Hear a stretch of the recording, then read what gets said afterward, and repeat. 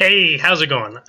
What I'd like to start off with is just making the case for vectors. So I know that by now you're a vector fiend, right? You know all about vectors. You've used vectors in physics, you've used vectors in calculus, you've used them in linear algebra. You just know vectors backwards and forwards, dot products, cross products, you can do it all, right? Well, this class, of course, is to reinforce all that before you get into electricity and magnetism at the junior or senior level, where you're definitely going to need to know vectors like the back of your hand and be able to do vector calculus and all that other fun stuff. So that's part of the purpose of this class. But I'm not sure, after all this work that you've done with vectors, that anybody's ever actually explained to you why we need them, right? It may never have just happened. I mean, we've got a fairly simple idea already that, we're going to point things out about vectors, and things happen in space over here, things happen in space over there. Obviously, we need three numbers to talk about three different directions and so forth and so on. So obviously we need something like a vector. But why do we need vectors and not just use X, Y, and Z and just go on from there? Why do we need to write these letters with the funny arrows on top? Well, other than, we use them all the time in physics and engineering. Well, we use them there for a reason, right? And what is that reason? Where did the vectors come from? And, what problems did they solve? Why are they more important, or more useful than just writing X equals Y equals Z equals and so on? That's what I want to explain, at least in this first of these three videos. And then the other two will be an example that shows how we knew that previously, prior to the invention of the vector. How did we know that it was even a possible thing? There was a really good reason why we knew that, and there was something that acted similarly to a vector. So it took a very long time to get these vectors going, right? I mean, it took to the late 19th century, which you wouldn't think. I mean, what, Newton was doing his work in the 17th century, I'd say. So why did it take so long to get these vector things going? I'm not really sure why it took so long, but it did take a long time.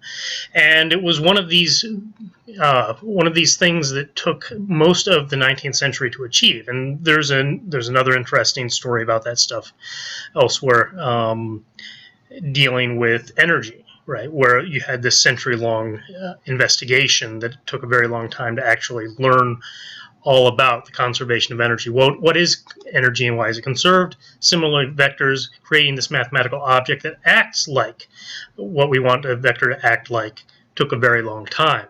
So, we needed to figure out stuff about that. And the reason why we thought it was very important is because it allowed us to write things in a very simple way that reflects the way that we think about the world. All right, and that's what a vector does, is it reflects the way we think about the world. The mathematics reflects our beliefs about how space works.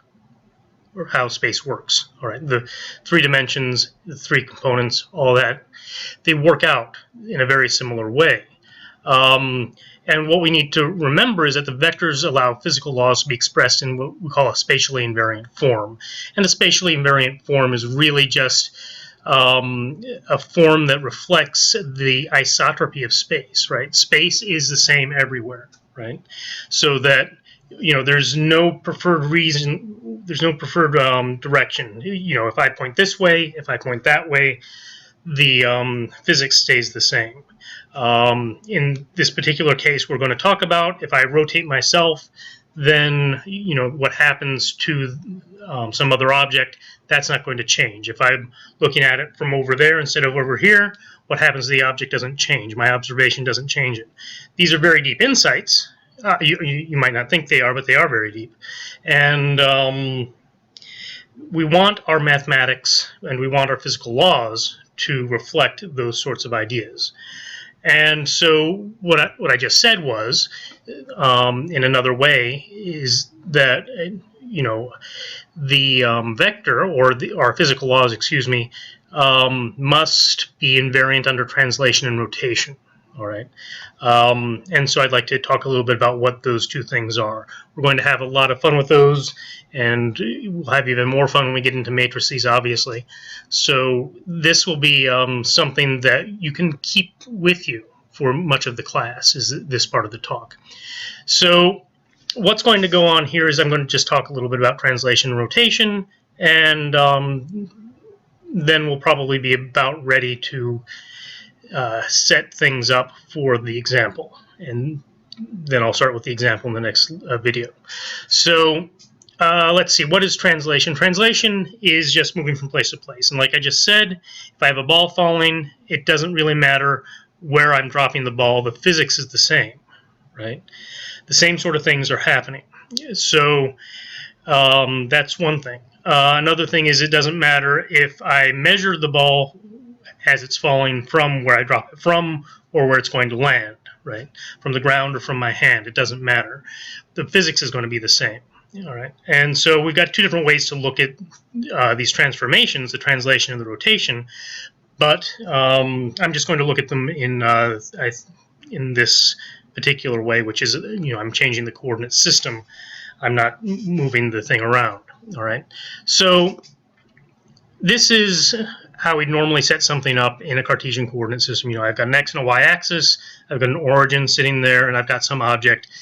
And because this is physics, I care about where its center of mass is, right? So I put a little, in the orange box, I put a little cross. That cross is the center of mass of the object. And so I want to measure these things. Now, I don't have vectors, so I'm not going to draw a little pointy arrow. Instead, I'm just going to measure the x and the y this way. There's a lot of stuff that goes into measuring stuff like that, but you've been doing it for a long time, so it's second nature to you. So I measure these this position, right, with respect to the origin, and that's something that I can use in my calculations. But somebody else might have measured them from another location here, right? So that's the translation. Moving from my coordinate system to this other person's coordinate system is called a translation. All right, I've moved from one place, my origin from one place to another, but the x and the y's are pretty much the same. And this would be something that would happen with an example like gravity near the Earth's surface, is that y is pretty much defined for you, right? Or z, or whatever you want to call it. Up is defined for you. Everything else gets defined relative to that. So we've already got where the y is. That means we know where the x is, and so forth. So we can measure the x or the y however we want to, from wherever we want to, but the y and the x are going to be in more or less the same direction because of the aspects of the problem that we can't control. And in this case, I've got two different measurements, which means that I and this other guy, we have different values for this x and the y coordinate. So that's what a translation is that I've changed these numbers inside of my theory, but I don't want the physics to change when I change those numbers. All right, I want the prediction to stay the same, even though I've changed what my x's and y's are called. All right, by moving this coordinate system. That's translation. Keep the same measurement directions, but you change the origin. Next, I want the rotation. So I start in the same situation that I started with before. I've measured everything in terms of these yellow coordinates, and then I rotate them, right? And so what I've done now is I've decided, okay, I'd rather measure from one direction instead of the other one for whatever reason, right? And there will be a reason in the example. So I've decided to measure things in a different coordinate system, a different direction, although I've kept the same origin. And now I've got, in these different directions, different sized arrows. But still, I want my physics to stay the same, right? So that's more or less what I want, is I want the physics to stay the same, whether I do a rotation or I do a translation. It doesn't matter what coordinate axes I pick. It doesn't matter where I start measuring things from. All of the physics stays the same. That's what I want out of a number. That's what a vector is going to have to be able to do, is it's going to have to be able to reflect that spatial isotropy. All right. And so we have to have a spatially invariant mathematics that does this. So even though these numbers here change, what happens doesn't change. And if I know what these rotations and translations are, I should be able to go from one coordinate system to another and see that the numbers have stayed the same. That's what we care about, at least at this level. Later on, it gets really deep, right? For a theoretical physicist, these sorts of invariances, these sorts of symmetries become very, very important, and they're able to do a lot of interesting work with them. For you, we just want you to be able to use the vectors right now, right? So that's all we're going to do right here.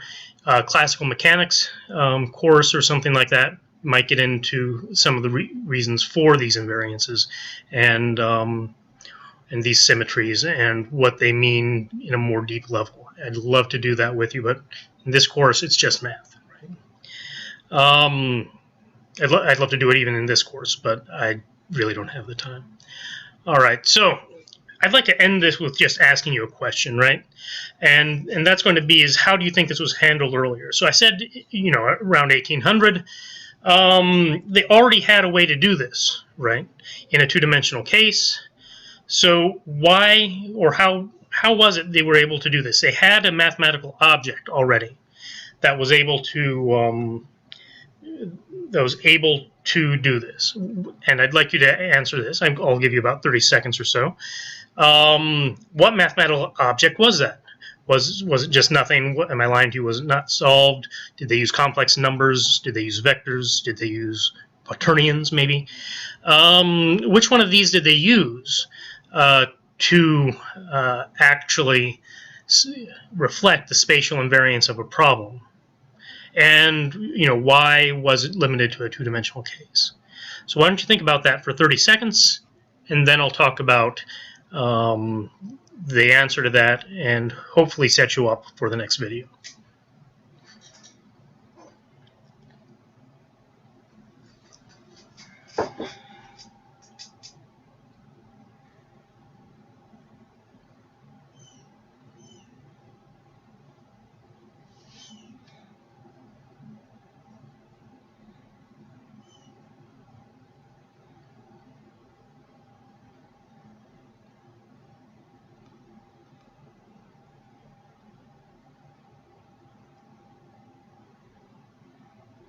Got an answer? Maybe it was the complex numbers, yeah. And it was the complex numbers, right? Complex numbers give you what you need, which are two dimensions, right? You have something plus I something, x plus iy. That's how you were able to do it. That's how they were able to do it. Is they were able to do things in two dimensions using complex numbers, and they didn't need an actual vector, or the vector is the way you know how to do it. There is something called a vector space, which is an abstract concept based on the properties of vectors, and it turns out that complex numbers do satisfy those things. Maybe in the far future, if I want to make a video, I'll do a video on that.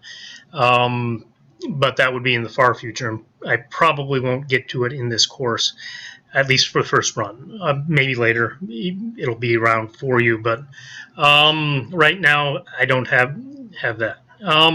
Complex numbers do all the things that you need vectors to do. It's very easy to make translations and rotations and to use the properties of complex numbers to show that the way you've expressed a law is invariant spatially, right? So that is to say, you can show that the way you've written something is spatially invariant and therefore is a possible physical law.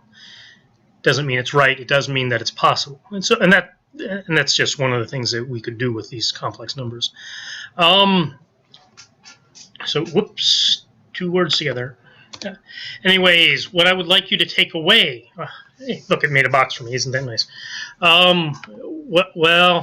Let's see. We used these vectors to express physical laws without the need to specify the coordinate system, and the numerical value of an object's location does not affect its behavior. So those two things, which are the mathematical and the physical ideas behind all this, those are the things that I want you to keep from this video, all right? And that's what I want you to use later on as we go through and work things through this class, and I see you in E&M next semester. I want you to be ready for all that stuff. All right, so that's about as much time as I have. Thanks for watching, and I will see you soon.